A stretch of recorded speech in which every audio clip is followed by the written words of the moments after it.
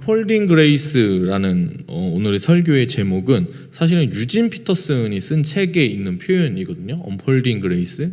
은혜라는 것은 언폴딩 될 때에 우리 가운데 다가온다라는 것입니다. 원래 은혜는 감추어져 있고 붙잡혀 있고 우리에게 드러나 있지 않은 것인데 그 은혜가, 하늘의 은혜가 열려서 우리 가운데 부어진다라는 뜻이죠. 저희가 이 김경호 목사님께서 이 온누리교회를 나오시면서 교회를 세운 지 이제 사실은 1년이 지났지만 이제 내일이 되면 1주년 설립 감사 예배를 드리게 됩니다.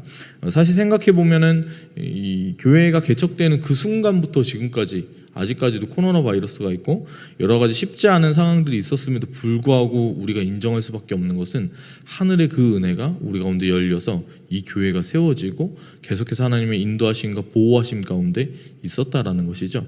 그래서 지금 오늘도 함께 예배할 수가 있는 것이고요. 내일은 우리가 하나님 앞에 설립감사 예배를 드리게 됩니다. 예배를 위해서 좀 함께 기도해 주셨으면 좋겠고요. 특별히 이제 2부 순서에 처음 이제 시작될 때 이 저희 아내가 이제 특순을 하거든요. 첼로 특순. 근데 이제 아내가 이제 첼리스트인데 처음으로 이제 냈던 음원의 제목이 언폴딩 그레이스입니다. 이 곡은 이제 저희 이번에 음원 작업해가지고 내일 이제 발표하게 되는 찬양 2곡을 쓴 임주훈 자매가 첼로 곡을 쓴 거를 이제 음원으로 낸 거거든요. 들어보시면 정말 엄청나게 큰 감동이 있습니다. 특별히 저희 가정에는 이 정말 하나님의 그 하늘의 은혜가 내렸다라고 말할 수 있는 일이 있었는데 담임 목사님께서 그런 얘기를 하시더라고요. 1주년 기념으로 하나님께서 선물로 주신 아기라고. 아내가 임신을 해서 더 이렇게 그런 느낌을 받게 되는 것 같습니다.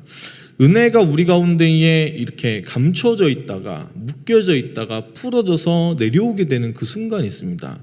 은혜가 우리 가운데 이렇게 펼쳐지게 되는 그 순간, 우리가 삶 속에서 기대하고 소망하는 것이 있다면 하나님의 은혜가 우리 가운데 펼쳐지는 것을 우리가 기대하고 소망하는 것이죠.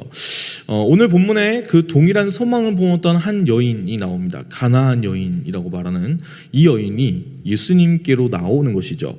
예수님께서는 두로와 시돈 지방으로 가고 계십니다. 오늘 본문의 배경이 되는 그 이야기에 대한 부분을 전체적으로 알려면 22절과 23절을 보면 되는데요. 우리가 말씀을 한번 읽어보기 원합니다. 그 지방에 사는 한 가나안 여자가 예수께 와서 울부짖었습니다. 자비를 베풀어 주십시오. 주 다윗의 자손이여, 제 딸이 귀신 들려 몹시 괴로워하고 있습니다. 그런데 예수께서는 아무 대답도 없으셨습니다.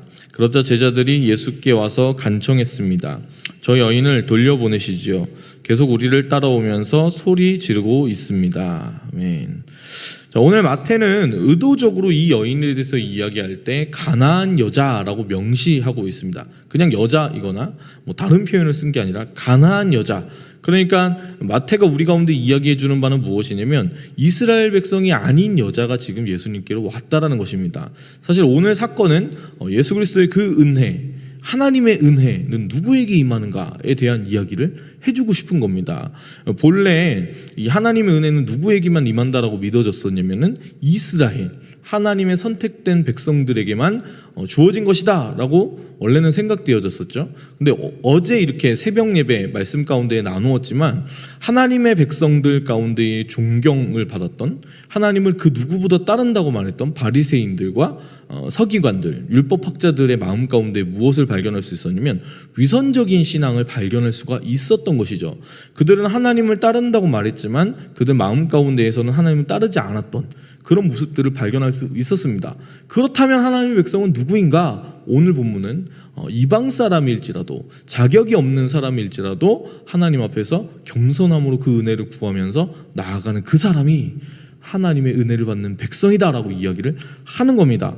그러니까 뭐라 해야 될까요? 하나님의 참된 백성의 기준이 이제 이스라엘 백성에게만 국한되어 있다가 이방인에게까지 열리는 어떤 그런 사건을 시사해주는, 그것을 의미하는 어떤 그런 뜻깊은 사건이다, 이렇게 이야기를 할 수 있죠. 이 여인이 이스라엘 백성이 아니었는데 그런데도 이 여인이 예수님을 찾아온 것을 보면은 우리는 한 가지를 알 수 있는 겁니다. 예수님에 대한 소문이 이방 땅에도 이미 많이 퍼지고 들려졌구나, 이것을 알 수가 있는 것이죠. 그래서 이 여인이 예수님을 향해 부르는 표현을 보면 주 다윗의 자손이여 하고 예수님을 부른 겁니다. 그러니까 알고 있었던 것이죠.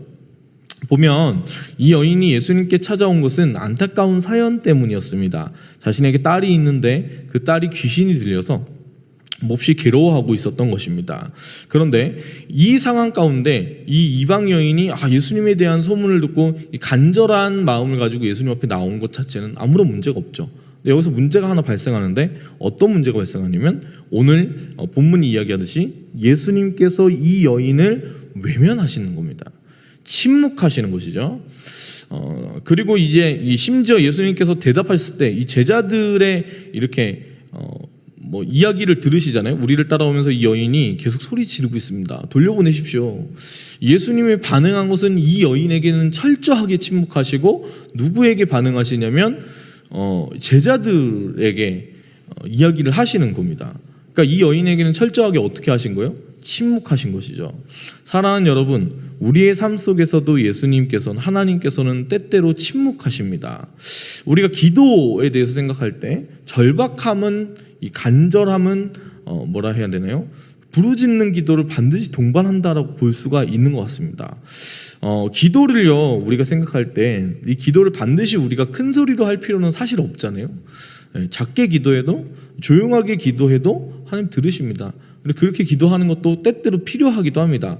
하지만 우리에게 정말로 절박하고 간절한 기도의 제목이 있다면 여러분 우리의 기도 그때의 기도는 조용하게 늘 수가 없는 것이죠. 외치는 기도일 수밖에 없고 간절하게 부르짖는 기도일 수밖에 없는 것입니다. 그런데 우리가 인생 살아갈 때에 그런 기도를 하는 순간이 있는 것이죠. 하나님 이 기도는 정말 들어주셔야 됩니다. 주님 내 그 간절한 마음을 다해서 주님 나의 그 이 부르짖음 들어주십시오라고 그렇게 나아가는 그 기도의 제목 가운데 하나님께서 응답하셔야 함에도 불구하고 때때로 침묵하시는 겁니다. 그런데 이제 어떤 문제가 있냐면 그때 주님이 침묵하실 때 우리의 마음이 어떨까요? 무너지는 거죠. 마음이 무너지는 겁니다. 힘이 드는 거예요. 별의별 생각이 다 드는 겁니다. 차라리 응답이 아니어도 좋으니까 빨리 주어지면 괜찮거든요. 오늘 이 여인에게도 마찬가지죠. 예수님께서 그냥 주님 다윗의 자손이요 이렇게 얘기했을 때 너는 아니다. 너는 내가 들어줄 수 없으니까 너는 차라리 지금 나에게서 떠나가라 이렇게 얘기하셨으면은 그냥 이 여인에게 더 편했을 수도 있어요. 근데 침묵을 하시는 거예요. 오늘 본문에서는 이 아무 대답도 없으셨다라고 표현을 하고 있죠. 개역개정에서는 이거를 아예 더 정확하게 알려줍니다. 한 말씀도 대답하지 않으셨다. 한 말씀도. 그러니까 철저하게 무시하고 침묵하신 것인데 우리가 때때로 하나님 앞에 기도할 때 이런 마음을 받게 되는 거죠. 주님 내 이 한 말씀 한마디 말도 주님께서 듣고 계신지 알 수 없을 것 같은 다 외면하고 계신 그런 것 같은 느낌을 받을 수가 있는 겁니다. 주님께서 오늘 왜 이 여인의 그 간절한 그 부르짖음에 응답하지 않고 침묵하셨을까요? 사랑하는 여러분, 침묵이라는 것의 의미가 우리의 믿음 생활 가운데 가지는 그 뜻을 우리가 알고 있어야 되는데요. 침묵이라는 것은 우리의 믿음이 깊어지기 위해 반드시 필요한 것이라는 겁니다. 하나님의 침묵을 만나는 우리의 기도가 때때로 위기를 맞이하죠. 그리고 그때 우리가 좌절하고 절망하게 됩니다. 절박한 그 마음 가운데 몸과 마음이 서서히 말라가는 것이죠. 비틀어져 가는 겁니다. 근데 이때 우리가 꼭 알아야 할 것이 있는데 하나님의 침묵은 내 안에 무언가가 빚어져야 할 부분이 있을 때 주어진다는 겁니다. 내 안에 어떠한 변화가 있어야 하는 순간에 하나님께서 침묵하시는 거예요. 왜냐? 우리 안에 익어가고 우리 안에서 새롭게 되어져야 할 내면의 무언가가 있기 때문입니다. 이 하나님의 침묵은 그러니까 어떠한 것이 아니냐면 거절하시는 것이 아니라는 것이죠. 오늘 본문에서도 보면은 주님께서는 이 여인에게 침묵하십니다. 하지만 이 침묵이 영원한 정적이었던 것은 아닙니다. 오히려 주님께서는 오늘 이 침묵을 통해서 가나안 여인의 그 마음 가운데 일어나는 참된 변화에 대한 이 여인의 마음 가운데 있는 참된 믿음을 보고자 하셨던 것이죠. 바로 이 안에 있는 믿음이 정말로 진실한 그 참된 믿음인지를 예수님께서 지금 테스트하고 계신 것입니다. 여러분, 우리가 가진 열정이라는 것은요, 믿음이 있을 때와 참된 믿음 가운데 있는 열정과 그렇지 않은 열정은 굉장히 큰 차이가 있습니다. 믿음이 없는 열정과 부르짖음은 그 순간 굉장히 격하게 반응할 수가 있어요.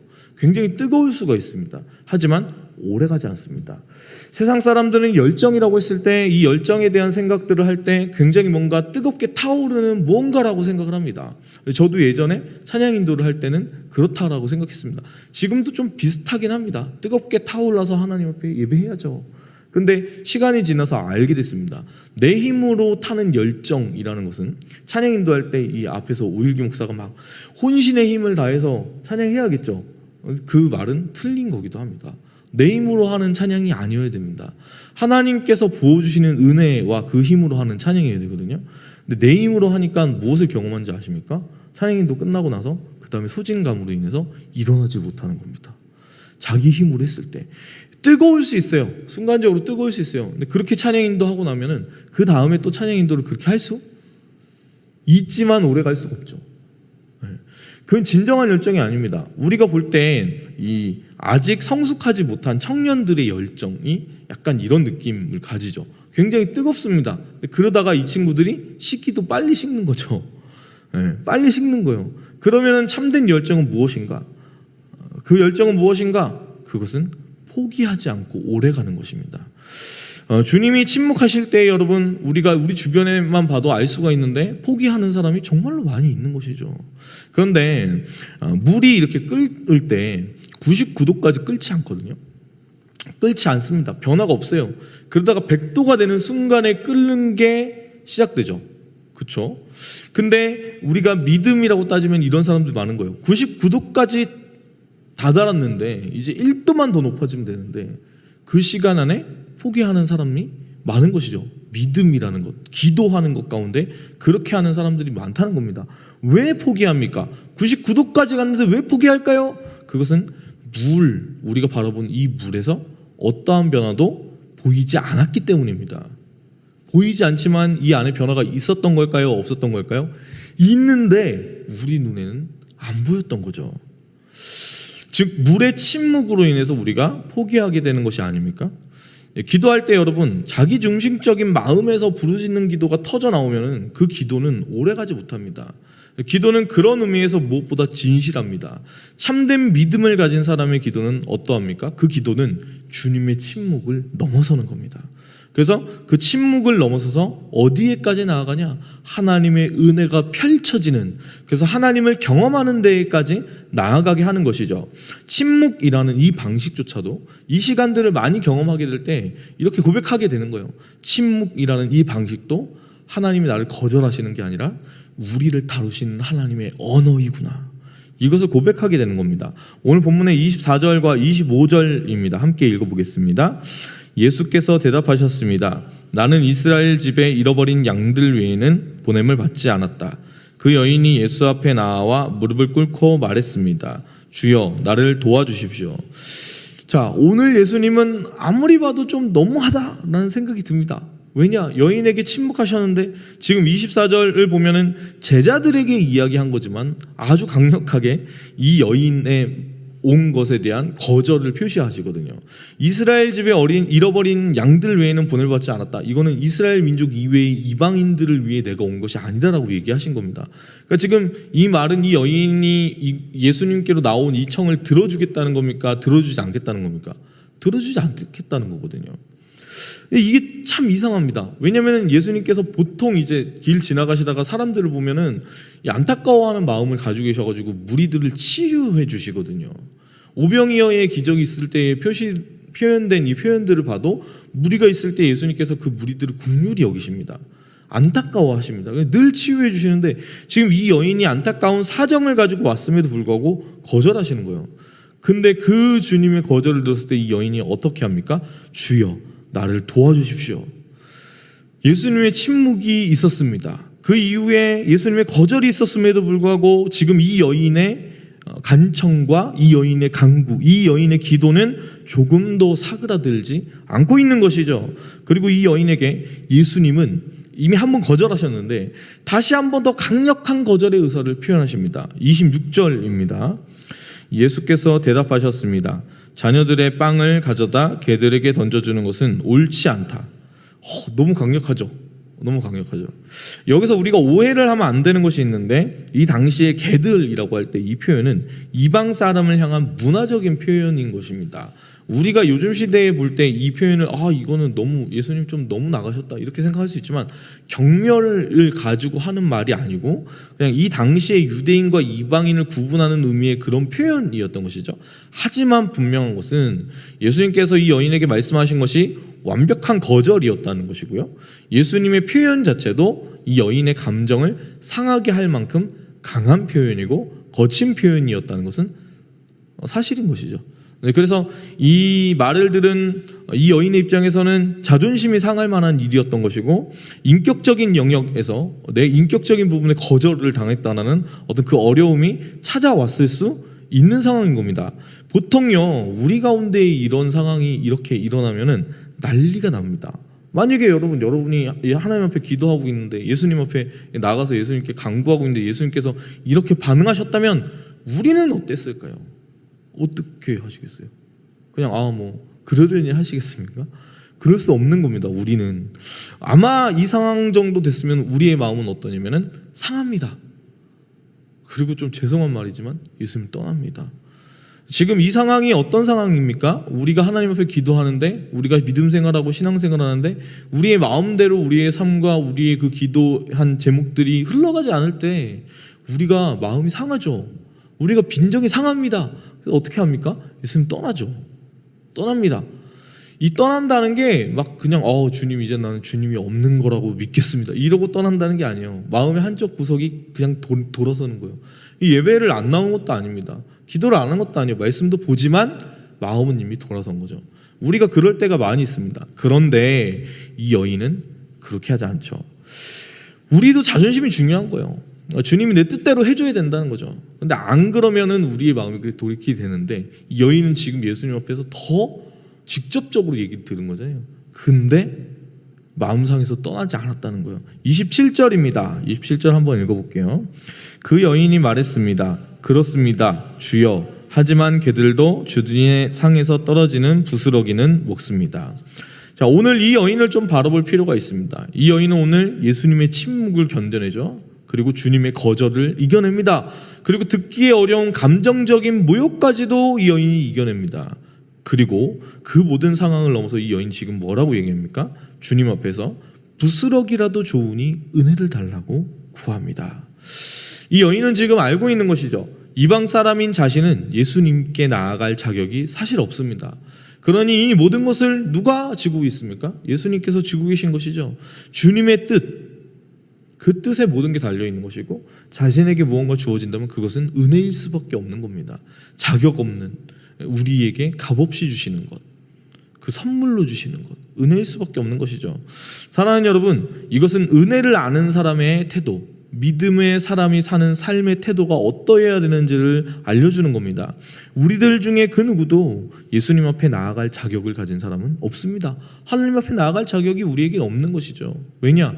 우리는 죄인이기 때문입니다. 사실은 죄 가운데 죽을 수밖에 없는 사람들이기 때문이죠. 그런데 예수님의 그 보혈이 자격 없는 우리에게 하나님께 나아갈 그 담력을 얻게 하고 우리 깨끗하게 한 것입니다. 이 사실과 이 복음의 그 은혜를 받아들인, 그 구원의 감격을 누린 사람은요, 은혜의 기회를 놓치지 않는 겁니다. 은혜의 기회. 이 개라는 단어는 예수님께서 이 여인을 향해서 얘기한 개들, 이 여인이 또한 예수님께 얘기하는 개들이라는 이 표현은요, 흔히 생각하는 들개를 이야기하는 표현이 아닙니다. 이 개들이라는 건 작은 개라는 어떤 원어적인 표현인데, 이 개들은 어떤 개들이냐? 집개인 것이죠. 집개. 이거 표현이 어렵네요. 반려동물인 것입니다. 반려동물. 네.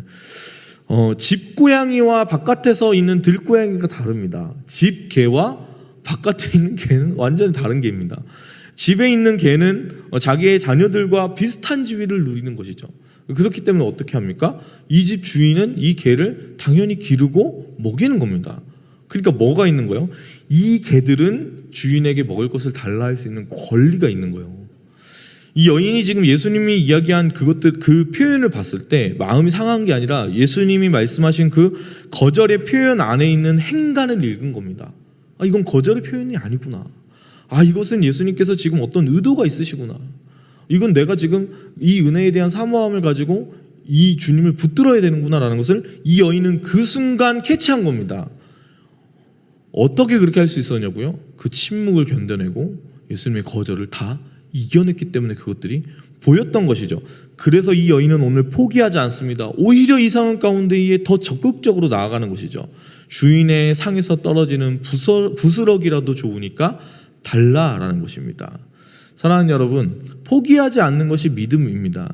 이 여인을 칭찬하실 때에 주님께서는 포기하지 않은 이 여인의 노력을 칭찬하지 않으시고 정확하게 믿음이 크다라고 칭찬하셨습니다.